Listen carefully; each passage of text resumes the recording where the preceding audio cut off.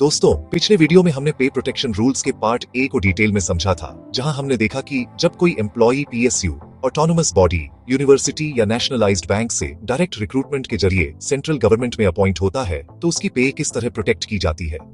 साथ ही हमने real examples के जरिए यह भी समझा कि अगर पे मैट्रिक्स में प्रोटेक्टेड अमाउंट के बराबर एग्जैक्ट सेल उपलब्ध हो तो एम्प्लॉई की पे उसी सेल पर फिक्स कर दी जाती है, और अगर एग्जैक्ट सेल उपलब्ध नहीं होता तो एम्प्लॉई की पे को उससे ठीक नीचे वाले सेल पर फिक्स किया जाता है ताकि एम्प्लॉई को फाइनेंशियल लॉस न हो। इसी तरह अगर प्रोटेक्टेड पे उस पे लेवल की मैक्सिमम परमिसिबल पे से अधिक निकलती है तो एम्प्लॉई की इनिशियल बेसिक पे को उसी लेवल के मैक्सिमम सेल पर फिक्स कर दिया जाता है, और यदि प्रोटेक्टेड पे उस लेवल की मिनिमम पे से कम आती है तो उसकी पे को मिनिमम सेल पर फिक्स किया जाता है।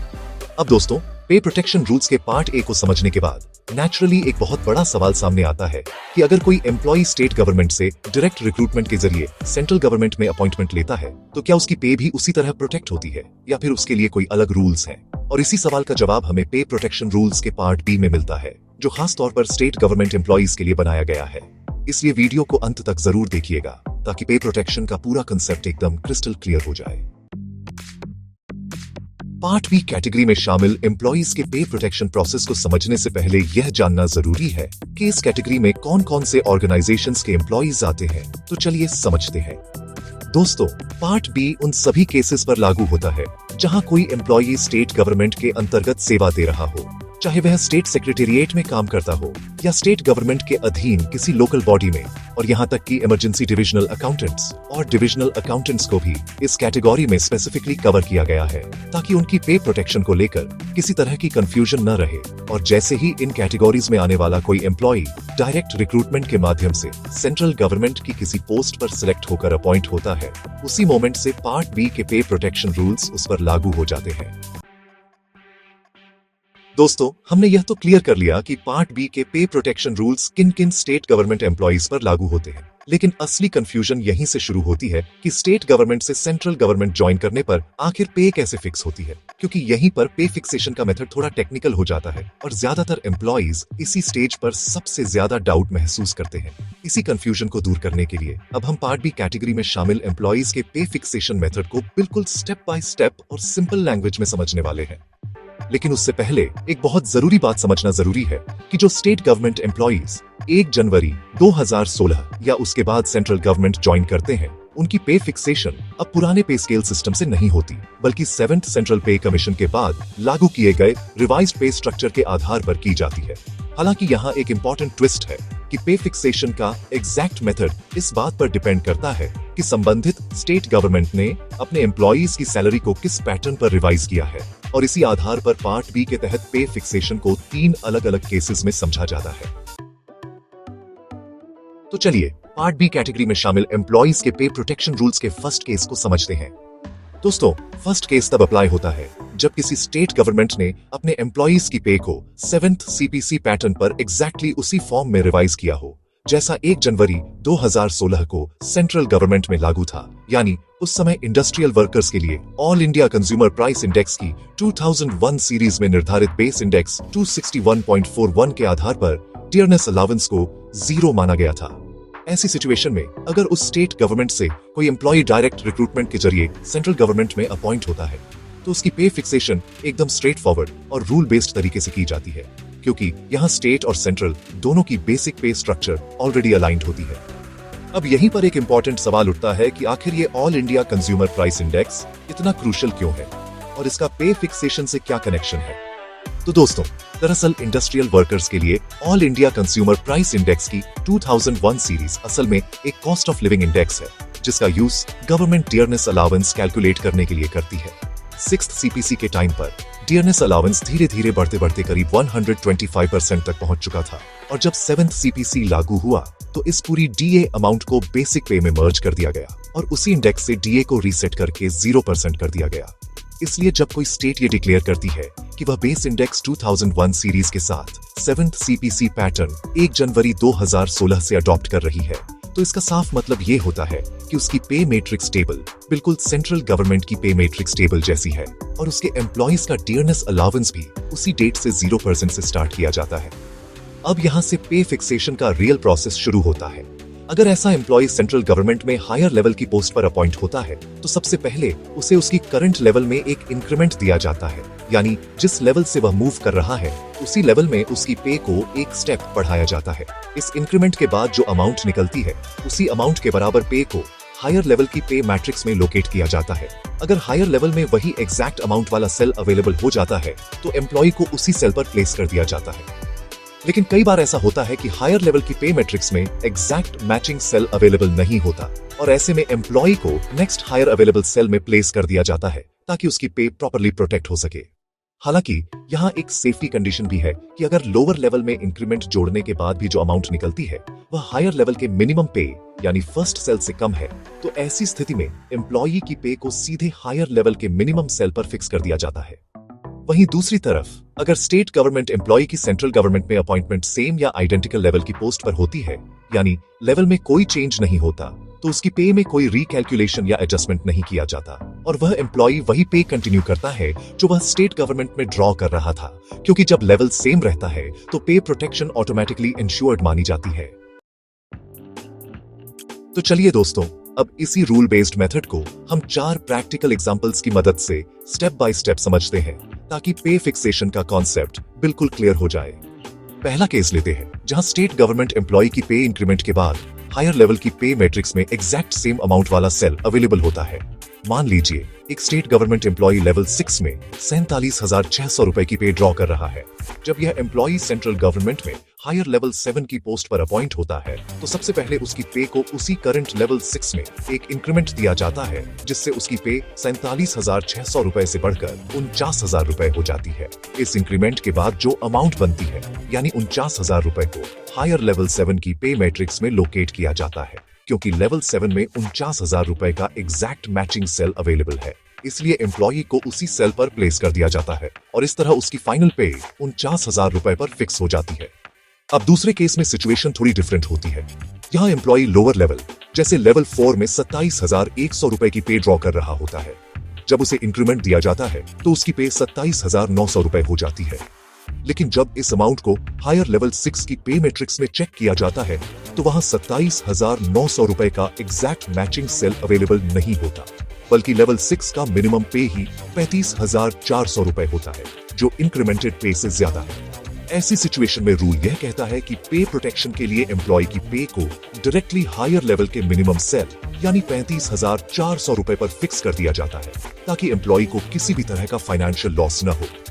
अब तीसरा केस तब बनता है जब इंक्रीमेंट के बाद जो अमाउंट निकलती है उसका exact matching cell higher level की पे मैट्रिक्स में अवेलेबल नहीं होता। जैसे मान लीजिए लेवल 8 में एम्प्लॉय 60,400 रुपए की पे ड्रॉ कर रहा है। इंक्रीमेंट देने के बाद उसकी पे 62,200 रुपए हो जाती है। अब जब इस अमाउंट को हायर लेवल 9 की पे मैट्रिक्स में लोकेट किया जाता है तो वहां 62,200 रुपए का सेल अवेलेबल नहीं मिलता, इसलिए पे मैट्रिक्स में उससे ऊपर के सेल्स चेक किए जाते हैं और जो नेक्स्ट हायर अवेलेबल सेल होता है यानी 63,300 रुपए, उसी सेल पर एम्प्लॉय की पे फिक्स कर दी जाती है ताकि पे प्रोटेक्शन प्रॉपर्ली एंश्योर हो सके।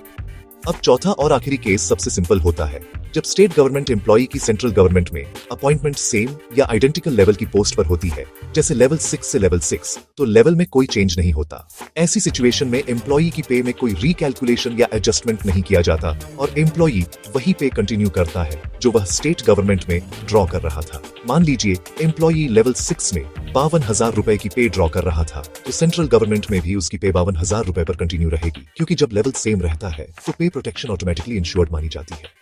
इस तरह दोस्तों, इन चारों एग्जाम्पल्स से ये साफ समझ में आता है कि सेंट्रल गवर्नमेंट में पे फिक्सेशन पूरी तरह रूल बेस्ड, लॉजिकल और पे प्रोटेक्शन ओरिएंटेड होती है ताकि एम्प्लॉय को किसी भी सिचुएशन में फाइनेंशियल लॉस न हो। चलिए अब पार्ट बी कैटेगरी में शामिल एम्प्लॉइज के पे प्रोटेक्शन रूल्स के सेकंड केस को समझते हैं। दोस्तों, पार्ट बी का यह सेकंड केस थोड़ा ट्रिकी है और यहीं पर ज्यादातर लोग कंफ्यूज हो जाते हैं, क्योंकि यहाँ बात हो रही है उन स्टेट गवर्नमेंट एम्प्लॉइज की जिनकी स्टेट गवर्नमेंट ने 1 जनवरी 2016 के बाद अपना पे स्केल रिवाइज तो किया, लेकिन ये रिवीजन 7 CPC के स्टैंडर्ड बेस इंडेक्स 261.41 से भी आगे जाकर किया गया है। यानी स्टेट गवर्नमेंट ने dearness allowance, additional dearness allowance, interim relief या किसी और फॉर्म में एक्स्ट्रा मॉनेटरी बेनिफिट ऐड कर दिया है जो सेंट्रल गवर्नमेंट के 7 CPC फ्रेमवर्क से ज्यादा है। अब ऐसे केसेस में सबसे पहले यह समझना जरूरी है कि जब किसी स्टेट गवर्नमेंट एम्प्लॉई को सेंट्रल गवर्नमेंट में अपॉइंट किया जाता है तो उसे डायरेक्टली सेंट्रल 7th सीपीसी पे मैट्रिक्स में प्लेस नहीं किया जाता। सबसे पहले स्टेट गवर्नमेंट की जो बेसिक पे एम्प्लॉई की पे स्लिप में दिख रही होती है उसमें अगर dearness allowance, additional dearness allowance या इंटरिम रिलीफ जैसे एलिमेंट्स 1 जनवरी 2016 के बाद बेसिक पे में मर्ज कर दिए गए हैं और वे बेस इंडेक्स 261.41 यानी 0% की डीए रेट से ऊपर के हैं तो उन सभी को स्ट्रिप ऑफ यानी हटा दिया जाता है। इस क्लीनिंग के बाद जो अमाउंट बनती है वही एम्प्लॉई की इक्विवेलेंट सेंट्रल बेसिक पे मानी जाती है। अब जब एम्प्लॉई की पे को 7th सीपीसी के इक्विवेलेंट लेवल पर ब्रिंग बैक कर लिया जाता है तब उसके बाद सेंट्रल गवर्नमेंट पे फिक्सेशन का वही नॉर्मल मेथड अप्लाई करती है जो हमने पार्ट बी कैटेगरी में शामिल एम्प्लॉइज के पे प्रोटेक्शन रूल्स के फर्स्ट केस में समझा था। यानी अगर एम्प्लॉई की सेंट्रल गवर्नमेंट में अपॉइंटमेंट हायर लेवल की पोस्ट पर होती है तो पहले ओल्ड लेवल में 1 इंक्रीमेंट दिया जाता है और फिर हायर लेवल में मैचिंग या नेक्स्ट हायर सेल पर पे फिक्स की जाती है और अगर अपॉइंटमेंट सेम लेवल की पोस्ट पर होती है तो एम्प्लॉई वही पे कंटिन्यू करता है जो एडजस्टेड बेसिक पे के आधार पर निकलती है। चलिए अब इसे एक प्रैक्टिकल एग्जाम्पल से बिल्कुल स्टेप बाय स्टेप समझते हैं। मान लीजिए स्टेट गवर्नमेंट एम्प्लॉई की पे स्लिप में बेसिक पे 49,390 दिखाई दे रही है और इस अमाउंट में पहले से 10% डियरनेस अलाउंस मर्ज किया जा चुका है। अब क्योंकि स्टेट की यह पे सेंट्रल गवर्नमेंट के लेवल 6 के इक्विवेलेंट मानी जाती है और सेंट्रल गवर्नमेंट में जो पोस्ट ऑफर हुई है वह लेवल 7 की पोस्ट है। सबसे पहले यहाँ यह समझना जरूरी है कि जो 10% डियरनेस अलाउंस स्टेट की पे में मर्ज किया गया था उसे सेंट्रल पे के इक्विवेलेंट निकालने के लिए रिमूव करना पड़ेगा और इसी कारण 49,390 को 1.10 से डिवाइड किया जाता है। ऐसा करने पर सेंट्रल इक्विवेलेंट बेसिक पे 44,900 निकल कर आती है और यह अमाउंट एग्जैक्टली लेवल 6 के सेल 9 से मैच करती है, यानी यहाँ तक कोई एम्बिग्यूइटी नहीं रहती। अब क्योंकि सेंट्रल गवर्नमेंट की पोस्ट लेवल 7 की है इसलिए अगला स्टेप यह होता है कि लेवल 6 में ही एक इंक्रीमेंट दिया जाए और जैसे ही इस 44,900 पर लेवल 6 का इंक्रीमेंट ऐड किया जाता है एम्प्लॉई की पे 46,200 हो जाती है। इसके बाद इसी अमाउंट को लेकर लेवल 7 की पे मैट्रिक्स में देखा जाता है कि 46,200 के बराबर या उससे ऊपर का कौन सा सेल अवेलेबल है। यहाँ अच्छी बात यह है कि लेवल 7 में 46,200 का एग्जैक्ट सेल अवेलेबल है जो सेल 2 है, इसलिए किसी एडजस्टमेंट की जरूरत नहीं पड़ती। इसी सेल 2 पर एम्प्लॉई को प्लेस कर दिया जाता है और इस तरह उसकी बेसिक पे 46,200 पर लेवल 7 के सेल 2 में फिक्स हो जाती है। इस पूरे एग्जाम्पल से आप साफ समझ सकते हैं कि जब कैलकुलेशन सही ऑर्डर में की जाती है तो पे फिक्सेशन पूरी तरह लॉजिकल, ट्रांसपेरेंट और रूल बेस्ड हो जाती है। चलिए अब पार्ट बी कैटेगरी में शामिल एम्प्लॉइज के पे प्रोटेक्शन रूल्स के थर्ड केस को समझते हैं। दोस्तों, पार्ट बी का थर्ड केस उस सिचुएशन को कवर करता है जहां स्टेट गवर्नमेंट ने या तो अपने एम्प्लॉइज की पे स्केल या पे स्ट्रक्चर 1 जनवरी 2016 के बाद रिवाइज ही नहीं की है या फिर रिवाइज तो की है लेकिन वह रिवीजन 7th सेंट्रल पे कमीशन के स्टैंडर्ड बेस इंडेक्स 261.41 से नीचे की गई है। ऐसी स्थिति में सेंट्रल गवर्नमेंट यह मानकर नहीं चलती कि एम्प्लॉई की स्टेट गवर्नमेंट वाली पे अपने आप 7th सीपीसी लेवल के बराबर है, बल्कि यहाँ पहले पे को 7th सीपीसी के इक्विवेलेंट बेस इंडेक्स तक ब्रिंग अप करना जरूरी होता है। इस प्रोसेस का पहला स्टेप यह होता है कि एम्प्लॉई को स्टेट गवर्नमेंट द्वारा 1 जनवरी 2016 के बाद जो डियरनेस अलाउंस या एडिशनल डियरनेस अलाउंस दिया गया है उसे कैलकुलेट करके उसकी बेसिक पे में ऐड किया जाता है, लेकिन केवल उतना ही ऐड किया जाता है जितना अमाउंट इंडस्ट्रियल वर्कर्स के लिए all India consumer price index की 2001 सीरीज में निर्धारित बेस इंडेक्स 261.41 तक पहुंचाने के लिए रिक्वायर्ड होता है। इसका सिंपल मतलब यह है कि सेंट्रल गवर्नमेंट पहले एम्प्लॉई की पे को आर्टिफिशियली रिड्यूस या इन्फ्लेट नहीं करती, बल्कि उसे 7th सीपीसी के स्टैंडर्ड बेंचमार्क तक नॉर्मलाइज करती है ताकि आगे की पे फिक्सेशन फेयर तरीके से की जा सके। जब इस एडिशन के बाद एम्प्लॉई की इक्विवेलेंट सेंट्रल बेसिक पे डिटरमिन हो जाती है तब उसके बाद पे फिक्सेशन का प्रोसेस बिल्कुल वही फॉलो किया जाता है जो हमने पार्ट बी कैटेगरी में शामिल एम्प्लॉइज के पे प्रोटेक्शन रूल्स के फर्स्ट केस में समझा था। यानी अगर एम्प्लॉई की सेंट्रल गवर्नमेंट में अपॉइंटमेंट हायर लेवल की पोस्ट पर होती है तो पहले लोअर लेवल में 1 इंक्रीमेंट दिया जाता है और फिर हायर लेवल में मैचिंग या नेक्स्ट हायर सेल पर पे फिक्स की जाती है और अगर अपॉइंटमेंट सेम या आइडेंटिकल लेवल की पोस्ट पर होती है तो एम्प्लॉई वही पे कंटिन्यू करता है जो एडजस्टेड बेसिक पे के आधार पर निकलती है। मतलब सिंपल शब्दों में पहले स्टेट और सेंट्रल के डीए डिफरेंस को इक्वलाइज किया जाता है और उसके बाद नॉर्मल सेंट्रल पे फिक्सेशन रूल्स अप्लाई होते हैं ताकि एम्प्लॉई की पे प्रोटेक्शन प्रॉपर्ली इंश्योर हो सके। चलिए अब इसे एक प्रैक्टिकल एग्जाम्पल से बिल्कुल स्टेप बाय स्टेप समझते हैं। मान लीजिए एक्स स्टेट का एक एम्प्लॉई डायरेक्ट रिक्रूटमेंट के जरिए सेंट्रल गवर्नमेंट में लेवल 5 की पोस्ट पर ज्वाइन करता है। 1 जनवरी 2016 को उस एम्प्लॉई की स्टेट में बेसिक पे 29,000 रुपए थी और उस पर स्टेट गवर्नमेंट पहले से 8% एडिशनल डियरनेस अलाउंस पे कर रही थी, जिसकी अमाउंट 2,320 रुपए बनती है। अब क्योंकि यह स्टेट उस समय तक 7th CPC की 0 DA लाइन यानी बेस इंडेक्स 261.41 तक पूरी तरह नहीं पहुंची थी, इसलिए सबसे पहला स्टेप यह होता है कि स्टेट की बेसिक 29,000 रुपए में 2,320 रुपए का डियरनेस अलाउंस ऐड किया जाए। जैसे ही यह डियरनेस अलाउंस ऐड किया जाता है, एम्प्लॉय की सेंट्रल इक्विवेलेंट बेसिक पे 31,320 रुपए बन जाती है और यही अमाउंट आगे की पूरी कैलकुलेशन की बेस बनती है। इसके बाद इस 31,320 रुपए को सेंट्रल पे मैट्रिक्स के लेवल 4 में फिट किया जाता है, क्योंकि ज्वाइनिंग से पहले इक्विवेलेंट लोअर लेवल यही माना जाता है और यहाँ इसका नियरेस्ट सेल 31,400 रुपए यानी लेवल 4 का सेल 8 मिलता है। अब क्योंकि एम्प्लॉय का अपॉइंटमेंट सेंट्रल गवर्नमेंट में लेवल 5 में हुआ है, इसलिए अगला लॉजिकल स्टेप ये होता है कि एम्प्लॉय को लेवल 4 में ही एक इंक्रीमेंट दिया जाए। इस इंक्रीमेंट के बाद एम्प्लॉय की पे 32,300 रुपए यानी लेवल 4 के सेल 9 हो जाती है। अब इसी रिवाइज्ड अमाउंट को लेकर लेवल 5 की पे मैट्रिक्स में देखा जाता है कि इसके इक्वल या नेक्स्ट हायर सेल कौन सा अवेलेबल है और वहां 32,900 रुपए यानी लेवल 5 का सेल 5 अवेलेबल मिलता है। इसी सेल पर एम्प्लॉय को प्लेस कर दिया जाता है और इस तरह उसकी सेंट्रल बेसिक पे 32,900 रुपए पर लेवल 5 में फिक्स हो जाती है। इस पूरे एग्जाम्पल से साफ समझ में आता है कि जब स्टेट 7th CPC की 0 DA लाइन तक नहीं पहुंची होती, तब पे फिक्सेशन का कैलकुलेशन किस तरह स्टेप बाय स्टेप आगे बढ़ता है और पे प्रोटेक्शन कैसे इंश्योर होती है। तो दोस्तों, सिंपल शब्दों में समझें तो जब स्टेट गवर्नमेंट की पे 7th CPC लेवल से कम होती है, तो सेंट्रल गवर्नमेंट पहले DA या एडिशनल डियरनेस अलाउंस जोड़कर पे को 261.41 बेस इंडेक्स तक लाती है और उसके बाद उसी स्टैंडर्ड सेंट्रल गवर्नमेंट मेथड से पे फिक्स करती है, ताकि एम्प्लॉई को सेंट्रल गवर्नमेंट ज्वाइन करने पर कोई फाइनेंशियल लॉस न हो और पे फिक्सेशन पूरी तरह फेयर और यूनिफॉर्म बनी रहे।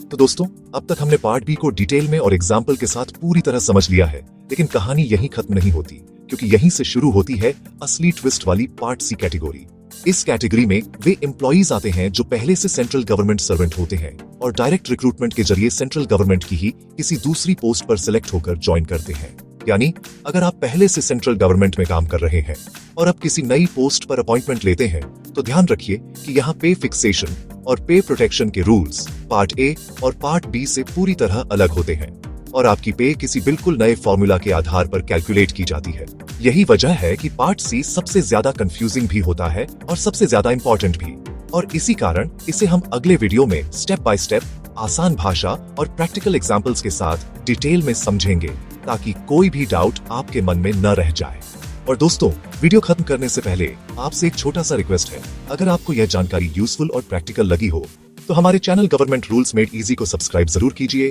वीडियो को लाइक कीजिए और इसे उन दोस्तों और कॉलीग्स के साथ शेयर कीजिए जिन्हें पे प्रोटेक्शन और पे फिक्सेशन के रूल्स समझने की जरूरत है। हम मिलेंगे अगले वीडियो में एक और इम्पोर्टेंट रूल को आसान तरीके से समझने के लिए। तब तक के लिए अपना ध्यान रखिए। जय हिंद, जय भारत।